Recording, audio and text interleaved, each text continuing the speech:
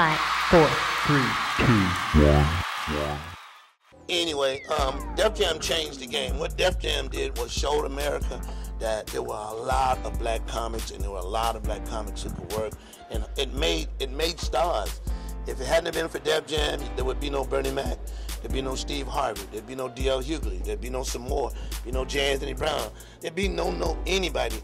Russell Simmons had the vision that all these comics they should have been seen on television, and they should be seen, and that changed the game. It changed the game for me. It's still a battle. I've been doing comedy 40 years, like I said. Black comics sell more tickets than white comics. I would hold us up against any of these white comics. We're funnier. We don't get the movies. We don't get the sitcoms. We don't get the all that other stuff. It's just, but we're appreciated by our fans, which are black. We have all black comedy clubs now. We have all black comedy tours, and it's great. It's changed the game, and it's great to be a part of it and see it change like it did. It really did. Where do you get your material from? Oh, I get my material from everyday situations, you know. Everything I understand, I'm a writer. I used to write for Arsenio Hall. So that made me a better stand-up. It made me a better stand-up because I could see a situation and make a joke, which is what Arsenio wanted. And I owe the thanks to that to a guy by the name of Paul Clay. He was a writer for Arsenio at the time. And it was kind of laid back. So laid back to the fact where he's like, when he would write jokes, he said, come over and hang out. There was some more going by again.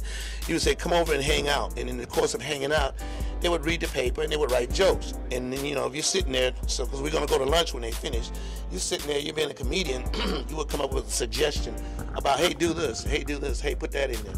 Then that we could go to lunch. And I come over there a couple of days. He said, see, you could do this. And I couldn't do it because I couldn't type or spell. So if you can't type or spell, it's kind of tough to be a writer. But it made it easy. And this is weird because when I did that job, this was before fax machines, this was before email, this was before all that stuff. So what I did was I ended up getting a lady who could type for me, and she would type for me. I would get up in the morning, put my jokes together.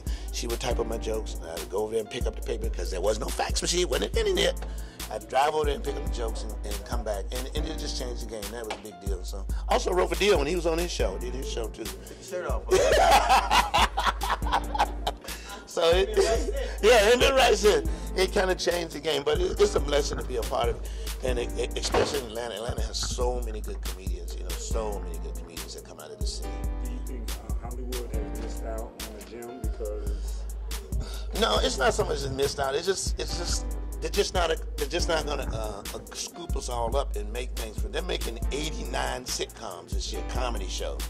I would like to, from knowing what Hollywood does, I would think maybe 2% of them are gonna be black shows. I mean, Fox came out, they had all black shows, and all of a sudden the black shows did good, and they took them off. So the game is like this. It ain't about what's good, it's about what the fuck they want on. Because there's some shit on there right now that ain't good. So if you sit down and think because you're good, you're going to get that break, it don't work like that. The shows are on, what's on TV is what the fuck they want on. And that's, well, here comes some more again, more people coming by. These are some more people, but that's okay. That's just it. And so you have to accept that. But, you know, I can make a nice living at this. I can go and do shows like this. I have a club in Los Angeles. If you ever come to Los Angeles, I have a club called the J Spot. Seats about 125. I like to open some more because there's so many black comics out there. So many good black comics, young cats that are out there, you know, doing this. And they do it not because they make a lot of money, because they really want to do this. I did it for a long time, didn't make a dime. I can remember driving around or catching a bus. I remember when I was married, we had a stick. We had a stick Volkswagen. Well, I couldn't drive a stick. Now, if I pissed my wife off, she wasn't going to drive me to my gig. But I was determined to catch the bus or get there the best way I can. And that's what these guys are. They do it because they love doing it. And that's the love of comedy, that I enjoy doing it. I'll do it till I die.